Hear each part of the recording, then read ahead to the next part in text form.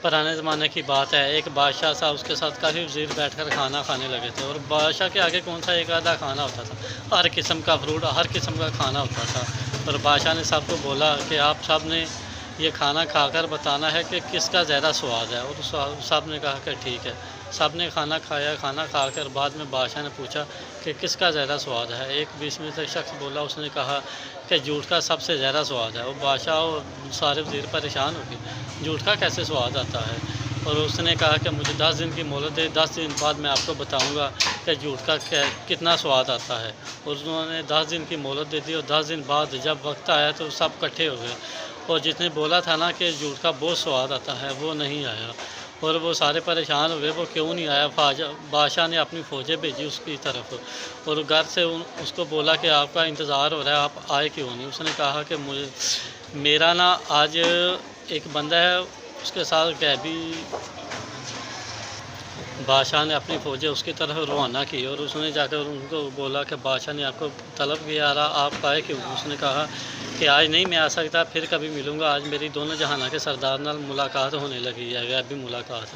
اور فوجیں واپس گئی، بادشاہ کو جا کر بولا کہ وہ ایسے ایسے کہہ رہے ہیں۔ بادشاہ پریشان لگا، اس نے کہا کہ ہم بھی جاتے ہیں، وہ کہیں اکیلا نہ ملاقات کر دے۔ وہ اپنی فوجوں کے ساتھ اس کے گھر پہنچا، اور وہ ان کے انتظار میں بیٹھا ہوا تھا۔ اس نے کہا کہ تم اکیلے ملاقات کرنے لگے ہو، ہمیں بھی ملاقات کرنے کا ٹھیک ہے کرنے دو۔ تو اس نے کہا کہ ٹھیک ہے آپ بھی کر لیں، مگر ملاقات صرف وہی کر سکتا ہے، اس کو وہی نظر آ سکتا ہے جو حلال کا ہوگا۔ اور بادشاہ پریشان ہو گیا، پتہ نہیں میں حلال کا ہوں کہ حرام کا ہوں۔ بادشاہ نے فوراً اپنے مولوی کو بلایا، جس کے ساتھ پڑھتا تھا وہ، اور اس نے مولوی آیا، اس کو بولا کہ ہاں بھائی میں حلال کا ہوں حرام دہ۔ تو مولوی کیسے بول سکتا ہے تم حرام دہ ہو؟ وہ حرام دہ تبھی تو پھر بھی اس نے بولنا کہ تم حلال کے ہو، اس لیے کہ اس نے اس کو قتل کر دینا تھا۔ اس نے کہنا کہ اس کو بولا کہ تم حلال کے ہو، اس نے کہا ٹھیک ہے۔ تو پھر وہ ملاقات اس نے کی، ملاقات کہیں سے ہوئی، بس ویسے اس نے کہا ایک جگہ مقرر کی، وہاں پہ اس نے وضو کیا، وضو کر کے نفل پڑھ کے، تو کہنے لگا کہ میری ملاقات ہو گیا، بادشاہ صاحب آپ آئے۔ اور بادشاہ نے بھی وہاں پہ وضو کیا، وضو کر کے وہاں پہ نفل پڑھ کے، اور کہا کہ میری ملاقات کوئی نہیں ہوئی، دل میں ہی اس نے سوچا۔ تو بعد میں اس نے بولا کہ میں نے اگر ان کو بولا نا میری ملاقات نہیں ہوئی، ان صاحب نے کہنا ہے کہ بادشاہ تو حرام کا ہے، تو میری حکومت جاتی رہے گی، صاحب کہیں گے یہ بادشاہ تو حرام کا ہے۔